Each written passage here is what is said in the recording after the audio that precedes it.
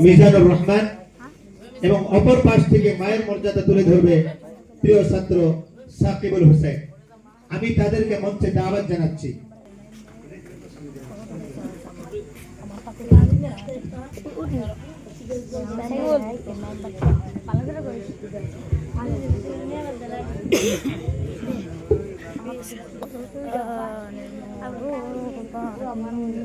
আসসালামু আলাইকুম ওয়া রাহমাতুল্লাহি ওয়া বারাকাতুহু। সম্মানিত উপস্থিত সবাই, আমি বলবো পিতার কথা।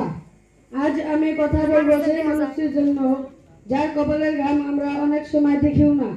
তিনি হলেন আমার বাবা, আপনার বাবা। ফজরের নামাজ শেষে বেরিয়ে যান রোজগারের তালাশে। ক্লান্ত শরীরে ফিরে আসেন। আমরা যখন ঘুমাই তিনি তখন হিসাব করে কাল সন্তানের খরচ কিভাবে চালাবেন। তিনি আমাদের নতুন জামা কাপড় কিনে দেন, অথচ তিনি সেরা গেঞ্জি পরিধান করে। যদি বলি বাবা আপনার জন্য একটা গেঞ্জি নেন, বলে না আমার লাগবে না।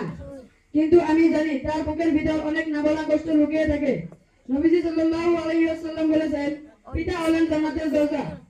সম্মানিত উপস্থিতি, যে দরজা দিয়ে আমরা জান্নাতে ঢুকতে চাই সেই দরজাকে আমরা কতটা সম্মান দিচ্ছি। আজ আমি গর্ব করে বলি, পিতা শুধু রুজি রোজগারের মানুষ নয়, তিনি হলেন আমাদের জীবনের ছায়া। পিতা হলেন পরিবারের রক্ষা কবচ। পিতার সন্তুষ্টিটাই আল্লাহর সন্তুষ্টি। তাই আমি বলতে চাই পিতার মর্যাদাই বেশি। আসসালামু আলাইকুম ওয়া রাহমাতুল্লাহি ওয়া বারাকাতুহু।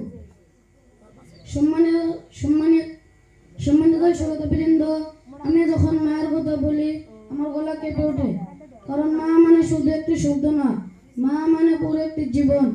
9 মাস আমাদের পেটে ধরেছেন, ব্যথায় কেঁদেছেন, কিন্তু আমাদের জন্য হাসতে বলেননি। আমরা রাতে জ্বরে কাঁপলে মা জেগে থাকতেন। আমরা দুষ্টুমি করলে মা চোখের জল লুকিয়ে ফেলেন। এক সাহাবী প্রশ্ন করলেন, হে আল্লাহর রাসূল সাল্লাল্লাহু আলাইহি ওয়াসাল্লাম, আমার সব ব্যবহারে সবচেয়ে বেশি হকদার কে? নবীজি সাল্লাল্লাহু আলাইহি ওয়াসাল্লাম বললেন, তোমার মা। একে একে 3 বার জিজ্ঞাসা করা হলো। নবীজি বারবার বললেন, তোমার মা। চতুর্থবার জিজ্ঞাসা করার পর তিনি বললেন, তোমার বাবা। এই হাদিসে প্রমাণ করে মার ফজিলত কতটা বেশি। মায়ের পায়ের নিচে জান্নাত। মায়ের দয় সন্তানের জন্য সবচেয়ে বড় পুঁজি। সুতরাং স্পষ্টভাবে বলা যায় মার গুরুত্ব সর্বোচ্চ।